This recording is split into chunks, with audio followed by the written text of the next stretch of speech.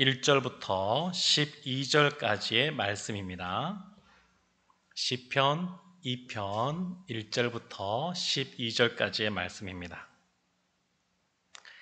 시라서 좀 길긴 하지만 그렇게 또 길진 않거든요. 그러니까 우리 1절부터 12절까지 저와 함께 합독하도록 하겠습니다. 같이 1절 말씀부터 보겠습니다. 어찌하여 이방 나라들이 분노하며 민족들이 헛된 일을 꾸미는가? 세상의 군왕들이 나서며 관원들이 서로 꾀하여 여호와와 그의 기름 부음 받은 자를 대적하며 우리가 그들을 맹 것을 끊고 그의 결박을 벗어버리자 하는도다. 하늘에 계신 이가 웃으시며 주께서 그들을 비웃으시로다. 그때의 분을 바라며 진노하사 그들을 놀라게 하여 이르시기를 내가 나의 왕을 내 거룩한 산 시온에 세웠다 하시리로다. 내가 여호와의 명령을 전하노라.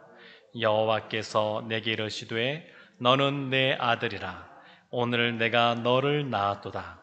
내게 구하라. 내가 이방 나라를 내 유업으로 주리니 내 소유가 땅 끝까지 이르리로다. 내가 철장으로 그들을 깨뜨리며 질그릇같이 부수리라 하시도다. 그런즉 군왕들아 너희는 지혜를 얻으며 세상의 재판관들아 너희는 교훈을 받을지어다. 여호와를 경외함으로 섬기고 떨며 즐거워할지어다. 그의 아들에게 입맞추라.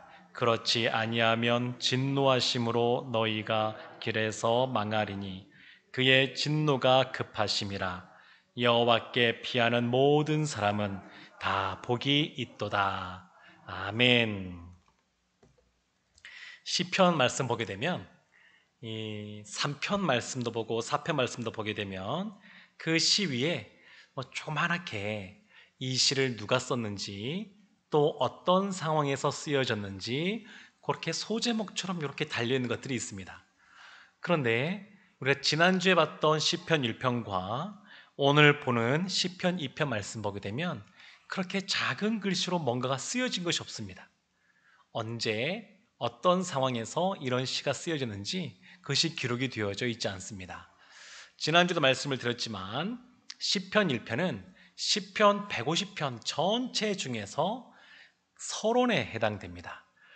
시는 각각 물론 다윗이 많이 쓰긴 했습니다만 한 사람이 쓴 시도 아니고 한 시대만 쓰여진 시도 아니고 오랜 기간에 걸쳐서 여러 명의 그러한 시편, 그런 시인들에 의해서 쓰여졌는데 이것을 후대에 이것을 편집을 한 겁니다. 편집을 한 거다 보니까 편집하시는 분들이 무엇인가 의도를 가지고 이렇게 편집을 했을 텐데 시편 1편은 그 서론에 대한 내용이고 2편도 많은 학자들이 서론에 해당된다 그렇게 봅니다. 그리고 심지어 이렇게 말하는 분들도 있는데 시편 1편과 2편은 원래는 아마 하나의 시가 아니었을까 이렇게 보는 분들도 있습니다. 이유는 몇 가지가 있습니다. 시편 1편 1절 제일 먼저 시작할 때 뭐로 시작하냐면 복 있는 사람은 하면서 복에 대해서 이야기하고 그리고 2편 맨 마지막 절이 12절인데 그 12절 맨 마지막 절을 보게 되면 복이 있도다. 복으로 시작해서 복으로 끝나는 그래서 이것이 아마 연결된 것이 아닌가 이렇게 보는 분도 있는데 1편과 2편의 차이가 있습니다. 그것이 뭐냐면 시편 1편은 악에 대해서 개인적으로 어떻게 대처해야 되는지에 대한 말씀이 나와 있습니다. 복 있는 사람은 어떤 사람이냐? 악을 멀리하고 하나님의 말씀은 가까이 하는 사람. 그런 사람이 복이 있다. 이렇게 말을 했습니다. 그리고 굉장히 지극히 개인적인 그러한 내용이라 그러면 시편 2편의 말씀은 이 세상이 얼마나 악합니까? 우리가 삶들을 살아보게 되면 그냥 진실되게 정직하게 공의롭게 무엇인가 하려고 해도 참 이 세상이 녹록지 않습니다. 직장에서도 그런 삶을 살아가게 되면 여러 가지 이용당하는 경우도 많이 있는데 근데 이렇게 세상이 악할 때 그리고 나라와 민족이 악할 때 이럴 때 신앙 공동체, 하나님을 믿는 그러한 자녀들이 모여 있는 그러한 공동체는 어떻게 대처해야 되는가? 그러니까 이 사회에 대하여 어떻게 대처해야 되는가? 조금 더 큰 그러한 시각에서 이것들을 다루고 있습니다. 그런데 우리가 이 시편의 말씀을 보다 보게 되면 그냥 지극히 당연하지만 가장 전제로 해야 될 것이 뭐냐면, 시편은 말 그대로 뭐 논리적으로 쓰여진 어떤 글들이 아니라 그냥 문학 작품이라는 겁니다. 시라고 하는 것, 시입니다. 시. 그 시라고 하는 것이 보게 되면 어떤 한 단어가 있을 때 하나의 의미만 말하지 않고 그것이 여러 가지 또 다양한 의미들을 내포하는 것을 볼 수가 있습니다. 오늘 시에서도 그와 같은 내용들이 나오게 되는데, 우리가 이것이 시라고 하는 것, 하나님의 말씀이지만 시라는 문학 장르로서 있다고 하는 것을 우리가 염두에 두고 오늘 말씀을 보았으면 좋겠습니다. 근데 오늘 말씀 보게 되면 6절에 이런 말씀이 있습니다. 6절에 내가 나의 왕을, 그래서 왕이 나옵니다. 왕. 근데 이 사람들이 생각하는 겁니다. 이 왕이 누굴까? 여기서 나오는 왕이 누굴까? 하나님이 왕을 세우신다 그러는데 이 왕이 누굴까? 이게 대부분의 그러한 신학자들과 또 전통에 의하면 이 왕은 다윗 왕이다, 이렇게 봅니다. 다윗 왕. 다윗 왕이고, 이는 내 아들이라 그랬으니까 그 아들은 누굴까요? 다윗 왕의 아들 솔로몬. 네. 그래서 전통적으로 이 다윗 왕과 솔로몬 왕에 대한 내용이다, 이렇게 많이 봅니다. 그리고 오늘 이 말씀을 보게 되면 이제 나오게 되는데, 이 다윗 왕과 이 솔로몬 왕이 서로 왕위를 이어받을 때, 그러니까 다윗을 이어서 솔로몬이 그 왕좌에 올라갈 때, 왕으로서 즉위할 때, 그리고 다윗 왕 때, 이 솔로몬 왕 때 보게 되면 그 가나안 땅만이 아니라 그 주변에 있는 나라들로부터 조공들을 다 받았거든요.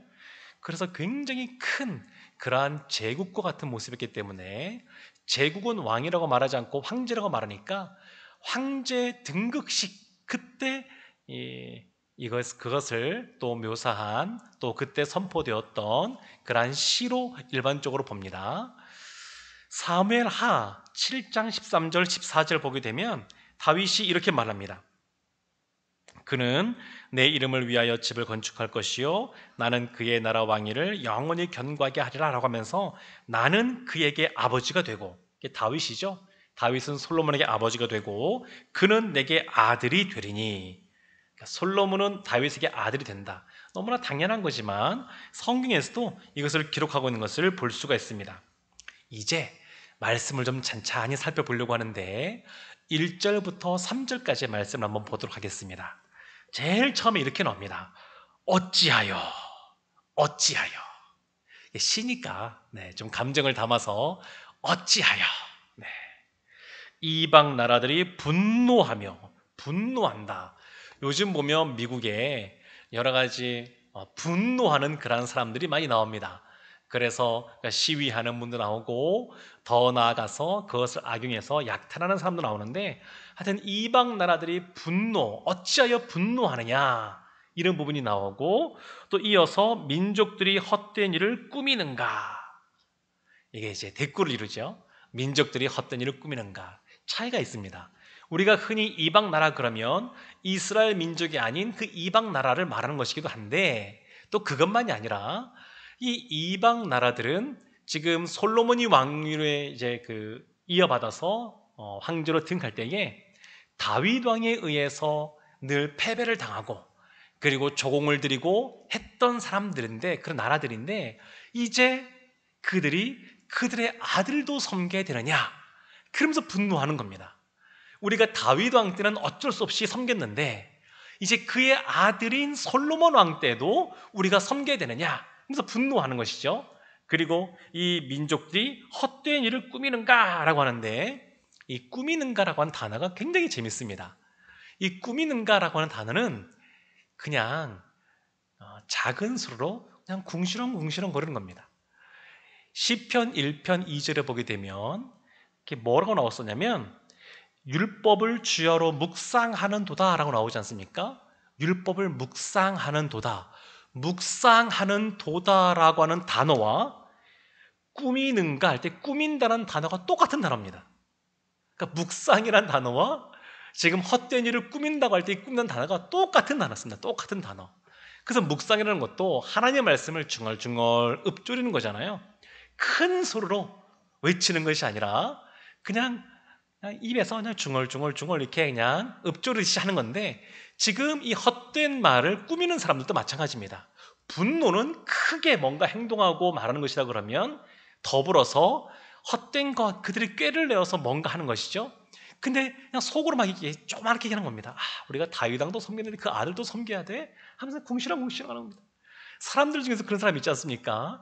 오늘 어떤 것들에 대해서 불평불만이 많아서 어떤 것이 있으면 그냥 대놓고 크게 난 거기에 대해서 반대합니다 라고 말하는 것이 아니라 왜 저거 한대, 왜 저렇게 한대 해가지고 이렇게 그냥 궁시렁궁시렁 거리는 것. 네, 지금 이 이방 민족들이 그와 같은 모습입니다.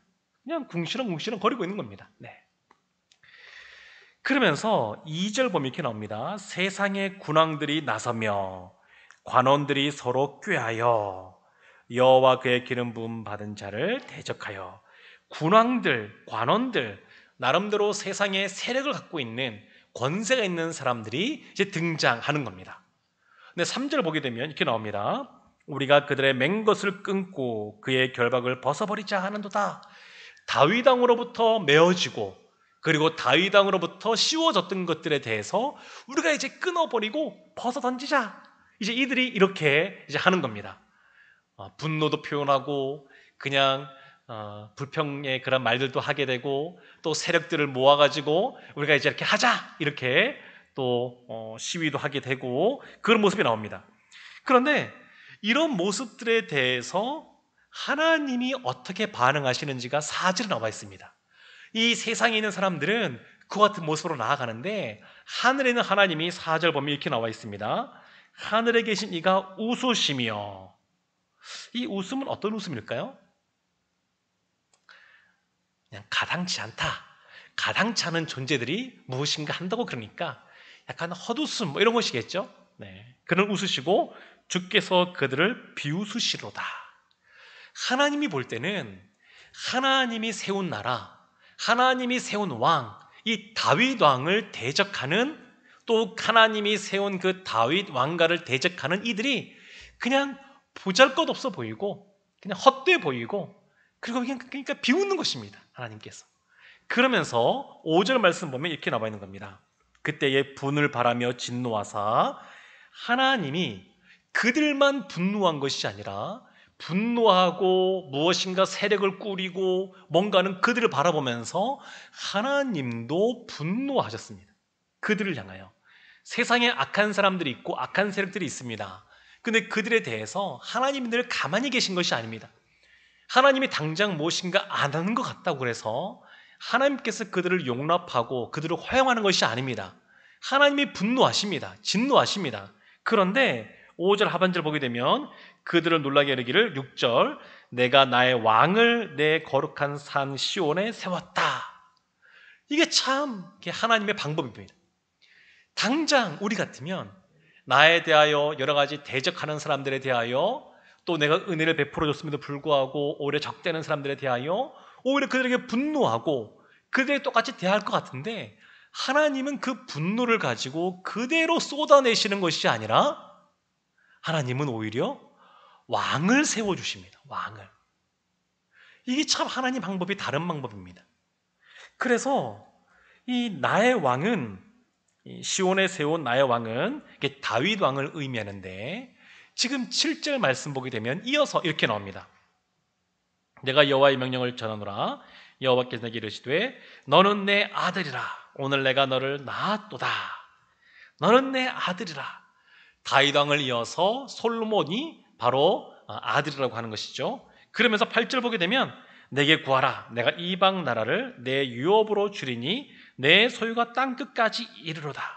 황제로 등극하는 것이 7절이라 그러면 황제가 등극하여 다스릴 영토, 그 영역이 어디냐? 이것은 땅 끝까지 이르게 된다. 이렇게 이야기하고 있는 겁니다. 황제로 등극하는 것뿐만 아니라 넓은 다스린 영토를 하나님이 허락해 주겠다라고 말씀하고 있는 겁니다. 그럼에도 불구하고 대적한다 그러면 9절 말씀이 이렇게 나와 있습니다. 내가 철장으로 그들을 깨뜨리며, 철장은 뭐 새로 된 막대기 그런 건데 그걸로 깨뜨린다. 그리고 질그릇같이 부순다. 그러니까 이런 대적하는 이런 적대하는 사람들에 대하여, 세력들에 대하여 하나님이 그 세운 왕을 통하여 부수시고 깨뜨리신다. 이렇게 말씀하고 있습니다. 그러면서 그들에게 교훈을 하시는데 10절 말씀 보면 이렇게 나와 있습니다. 그런즉 군왕들아, 군왕들. 이 군왕이 2절에 보면 세상의 군왕들이거든요. 지금 이 대적하던 이 나라, 민족, 그런 사회, 조직, 이런 그런 지도자들을 향하여 세상의 그런 군왕들아, 너희는 지혜를 얻으며, 지금 하나님이 말씀하신 이 말씀들에 대해서 교훈을 받으라 라는 것이죠. 그리고 세상의 재판관들아, 너희는 교훈을 받을지어다. 그러면서 그들을 향하여 권면하는 말씀이 11절과 12절 말씀입니다. 이렇게 기록되어 있습니다. 여호와를 경외함으로 섬기며, 경외다라고 하는 것은 기본적으로 하나님을 두려워하는 것이 그 밑바탕에 깔려 있습니다. 하나님을 경외함으로 섬게 된다. 두 번째, 떨며 즐거워할지어다. 떤다고 하는 것은 역시 두려워서 떠는 것인데, 하나님 앞에 하나님을 두려워함으로, 그렇지만 그걸로 끝나는 것이 아니라 즐거워하라는 겁니다. 하나님은 거룩하신 분이시기 때문에 죄가 있는 죄인인 우리들이 하나님께 나갈 수가 없습니다. 그런 담력이 우리 가운데 없습니다. 그러나 하나님을 경외하면 하나님께서 은혜를 베풀어 주셔서 하나님 안에서 섬기게 해주시고, 하나님을 두려워하고 경외하는 모습으로 나아가지만 그 안에 주시는 기쁨이 있습니다. 상반된 것이 아니라 이것이 공존할 수 있습니다. 하나님은 우리가 하나님 앞에서 즐거워하기를 원하는데, 내가 원하는 대로 즐거워하는 것이 아니라 하나님 안에서 하나님의 말씀을 순종하는 가운데 주님이 주시는 기쁨과 즐거움을 누리길 원하십니다. 그러면서 12절에 다시 한번 이렇게 말씀합니다. 그의 아들에게 입맞추라. 입맞추라는 얘기는 그 발에 엎드려 발에 입맞추라는 거거든요. 철저한 굴복, 굴종을 의미합니다. 그러니까 지금 다윗 왕을 이어받은 솔로몬 왕에게 그 이방 나라들도 그렇게 굴복하라, 이렇게 얘기하고 있는 겁니다. 그렇지 않으면 진노하심으로 너희가 길에서 망하리니 그의 진노가 급하심이라. 맨 마지막에 여호와께 피하는 모든 사람은 다 복이 있도다. 너희가 굴복하는 것 같지만, 너희들이 매여 있는 것 같지만, 너희들이 결박당한 것 같지만 사실은 그것이 너에게 복이다 라고 말씀하고 있습니다. 우리가 지금 시편 2편의 말씀을 보고 있습니다. 이 2편의 말씀은 기본적으로 다윗 왕이 이 왕으로서 나오고 그의 아들 솔로몬이 이제 황제로서 즉위하는, 등극하는 것을 또 표현하고 있습니다. 그래서 이 시를 볼 때 다윗 왕과 솔로몬을 떠올리는 것이 자연스럽지만 우리가 이것만 볼 것이 아닙니다. 왜냐하면 또 다른 시각이 있습니다. 시니까 여러 가지 시각으로 볼 수 있는데, 또 하나의 시각은 2절 말씀 보면 하반절에 이렇게 나와 있습니다. 2절 하반절에 그의 기름 부음 받은 자, 여호와와 그의 기름 부음 받은 자. 기름 부음 받은 자가 누구냐면 이 말 뜻이 그대로 한다 그러면 메시아, 그리스도입니다. 지금 기름 부음 받은 자를 대적한다라고 했는데 그것은 곧 메시아 예수 그리스도를 대적한다라고 하는 겁니다. 그래서 이 시온에 나의 왕을 세운다 그러고 7절 말씀에 너는 내 아들이라고 했는데, 너는 내 아들이란 표현이 복음서에 보게 되면, 또 사도행전도 보게 되면 바로 예수님을 일컫는 말로 여러 번에 걸쳐서 나오게 됩니다. 마가복음 3장 17, 마태복음 3장 17절 보게 되면 이렇게 나오죠. 하늘로부터 소리가 있어 말씀하시되 이는 내 사랑하는 아들이요 내 기뻐하는 자라 하시니라. 예수님이 이제 공생의 사역을 시작하실 때에 세례 요한이 있는 그곳에서 세례를 받을 때에 하늘문이 쫙 열리고 성령이 비둘기 같은 모습으로 임재하시며 하늘에서 음성이 들리는 겁니다. 너는 내 사랑하는 아들이다. 너는 내 아들이다. 내가 너를 사랑한다. 예수님의 공생의 사역하는 동안에 하늘에서 음성이 들려지는 경우가 몇 번 있습니다. 근데 그럴 때마다 아주 중요한 때입니다. 그냥 평상시에 하늘에서 음성이 들려지는 것이 아니라 아주 중요한 때, 예수님이 공생의 사역을 시작하실 때, 그때 음성이 들려졌고 또 변화산에서 들려지게 됩니다. 변화산 사건을 전후로 해서 이제 예수님이 십자가에서 이제 돌아가실 것에 대해서 이제 본격적으로 말씀하시게 되는데, 십자가의 길을 걸어가는, 본격적으로 걸어가는 그때의 음성이 들려집니다. 그래서 마태복음 17장 5절에 이런 말씀이 있습니다. 말할 때에 호련히 빛난 구름이 그들을 덮으며 구름 속에서 소리가 나서 이르시되 이는 내 사랑하는 아들이요 내 기뻐하는 자니 너희는 그의 말을 들으라 하시는지라. 하나님은 예수님을 향하여 내 사랑하는 아들이라고, 그 예수님을 기뻐하라고 말씀하고 있습니다. 로마서 보게 되면 1장 4절에 이렇게 나와 있는 말씀도 있습니다. 성결의 영으로는 죽은 자들 가운데서 부활하사 능력으로 하나님의 아들로 선포되셨으니 곧 우리 주 예수 그리스도시니라. 아멘. 예수님이 황제로서 등극하신 겁니다. 왜냐하면 하나님의 아들로서 선언되시기 때문에 그렇습니다. 원래 고대에는 오늘도 그렇습니다만 기본적으로 신의 아들이다라고 하는 것은 왕을 의미합니다. 이집트에 보게 되면 바로가 있지 않았습니까? 바로가 스스로를 향하여 나는 태양신의 아들이다 그렇게 얘기했습니다. 태양신의 아들이다. 신의 아들은 곧 왕을 의미하거든요. 그러니까 지금 예수님께서 이 당시에 이 배경 속에서는 하나님의 아들이다, 신의 아들이다 그러면 곧 황제라는 의미입니다. 예수님께서 왕으로서 등극할 것에 대하여 이미 이 시편 기자가 이런 말씀을 통하여 언급하고 있는 겁니다. 기록하고 있는 겁니다. 그리고 8절 말씀을 보게 되면 다스리는 그런 통치 영역을 의미하는데, 제가 다시 읽어보겠습니다. 내가 이방 나라를 내 유업으로 주리니 내 소유가 땅끝까지 이르리로다. 예수 그리스도가 다스리고 통치하는 그 영역은 온 세계입니다. 온 세계. 하나님이 모든 권세를 예수님에게 주셨습니다. 그래서 예수님에게 모든 그러한 권세가 있습니다. 이 모든 영역을 다스릴 만한 그러한 왕으로서 예수님이 계시는 겁니다. 그래서 이 말씀을 보면서 우리가 또 요한복음 17장 2절 말씀, 이런 말씀도 있는데요. 아버지께서 아들에게 주신 모든 사람에게 영생을 주게 하시려고 만민을 다스리는 권세를 아들에게 주셨음이로다. 왜 모든 권세를 다 주느냐? 그것은 바로 모든 사람들이 예수 그리스도를 말미암아 영생을 얻기를 원하시는 겁니다. 영생을. 지금 다윗 왕과 솔로몬 왕의 어떤 황제 등극식부터 시작하여서 지금 예수 그리스도가 왕으로서 등극하였고, 그 예수 그리스도가 왕으로서 온 세계를 통치하시는데 그 목적, 이유는 뭐냐면 모든 영혼들이 예수 그리스도 통하여 영원한 삶, 영생을 얻게 하는 것이 목적인 것을 볼 수 있습니다. 지금 다윗의 시각으로, 예수 그리스도의 시각으로 볼 뿐만 아니라 또 하나 시각으로 볼 것이 있습니다. 우리가 찬송 중에 보게 되면 그런 찬송이 있지 않습니까?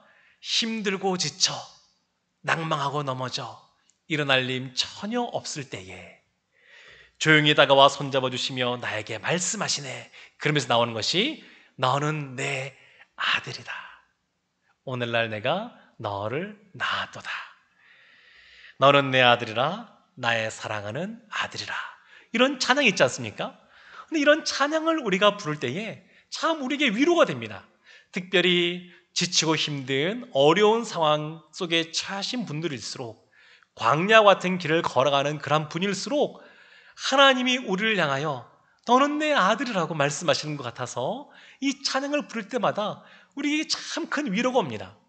그러나 이 구절의 이 성경 말씀의 가장 기본은 뭐냐면 1차적으로는 다윗 왕을 왕으로서 의미하는 것이고, 2차적으로 더 중요한 것은 예수 그리스도가 우리의 왕이라는 것이며, 더불어 그것만이 아니라 그 다음에 따라가는 것이긴 합니다만 우리가 하나님의 자녀라는 겁니다. 이것이 또한 중요합니다. 그래서 베드로전서 2장 9절 말씀 보게 되면 이런 말씀 있지 않습니까?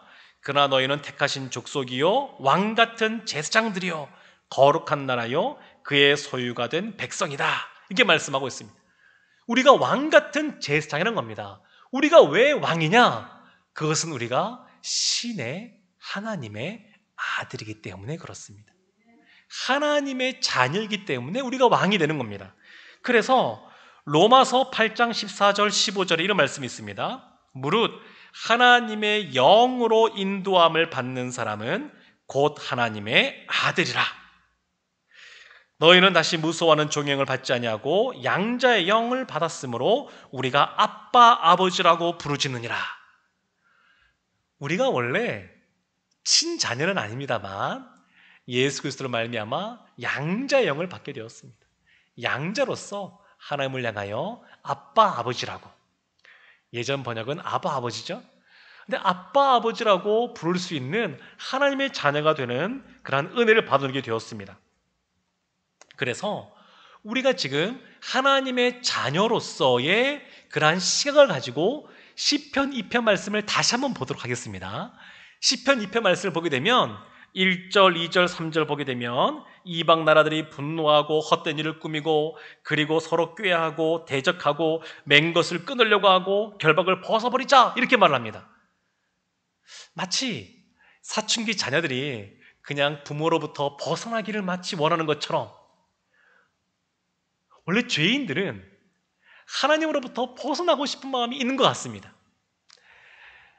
아담이 에덴 동산에서 죄를 지은 이후에 죄를 짓게 된 이유는 그것 아니겠습니까? 죄를 지은 것은 하나님의 말씀이 기준이 아니라 자기 자신이 기준이 되기 원했던 겁니다. 다른 이유가 있는 것이 아닙니다. 하나님의 말씀이 기준이 아니라 자기 마음대로 살고자 하는 자기 마음대로 행동하는 것이 자유다라고 생각을 해서 그렇게 행했던 겁니다. 그래서 눈이 벗어지면서 하나님의 말씀으로 악과 선을 구별하는 것이 아니라 본인의 시각으로 오염된 본인의 죄에 오염된 시각으로 이제 악이랑 선이랑 구분하기 시작하고 자기 마음대로 살기 시작하고 오늘날이 포스트 모더니즘 시대라고 그러는데 그냥 한마디로 그것 아니겠습니까? 너 하고 싶은 대로 해. 이것이 오늘날 시대의 그런 철학이거든요. 너 하고 싶은 대로 해. 마음껏 해. 그러니까 동성애라든지 이런 것에 대해서도 그런 시각들이 나오는 겁니다. 근데 지금 이렇게 벗어나려고 하는데 이렇게 벗어나려고 하는 모습이 진짜 이들에게 안 좋은 것이냐? 우리에게 안 좋은 것이냐? 이런 생각을 해볼 수 있습니다. 하나님으로부터 메인바되고 어떤 식으로 표현하게 되면 결박당한 것 같고 무엇인가 짊어진 것 같은데 자기를 부인하고 자기 십자가를 지고 쫓아가는 삶이 진짜 우리에게 안 좋은 것이냐? 그렇지 않다는 겁니다. 하나님으로 인해서 뭔가 메인바된 것 같고 무엇인가 십자가를 짊어진 것 같지만 12절 맨 마지막에 나와 있는 것처럼 하나님께 여호와께 피하는 모든 사람은 다 복이 있는 줄로 믿습니다. 지금 우리도 우리 마음대로 무엇인가 하지 못하고 하나님께 매인 것처럼 그래서 때가 되면 하나님께 나와서 예배도 드리고 또 늘 하나님 말씀을 붙잡으려고 애써야 되고 이런 것이 진정으로 우리에게 우리의 자유를 억압하고 또 우리를 얽매는 것이 아니라 진정으로 우리에게 복이 된다는 것입니다. 또 보게 되면 7절 8절 말씀 보게 되면 지금 왕으로서 등극하고 통치하는 영역이 나오게 되는데 우리가 봤던 것처럼 베드로전서에서 봤던 것처럼 우리는 왕 같은 제사장으로서 왕으로서 이미 등극이 되었습니다. 그리고 우리가 다스릴 영역은 우리가 살고 있는 이 영역만이 아니라 온 땅입니다. 온 땅. 물론 우리가 살고 있는 이 땅이 오늘날 성교적인 관점에서 보게 되면 이곳이 땅끝입니다.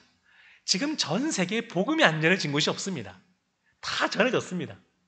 미전도 종족을 이야기할 때도 진짜 복음이 한 번도 안 들어간 종족도 아주 극소수 있지만 그냥 예수 믿는 비율이 낮은 종족을 낮으면 그 퍼센트로 해서 미전도 종족이라고 말하거든요.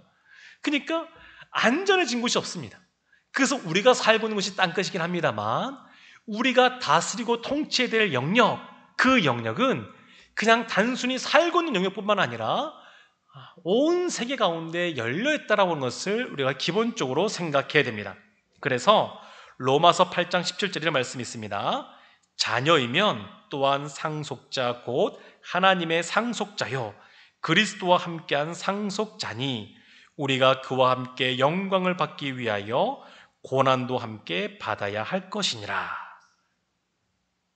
아멘. 이것이 중요합니다. 하나님의 자녀로서 왕같은 제사장으로 높임받고 하나님을 아바 아버지로 말할 수 있는 그러한 특권도 얻었는데 우리가 해야 될 것이 뭐냐면 예수님이 걸어가신 그 길을 따라가는 겁니다.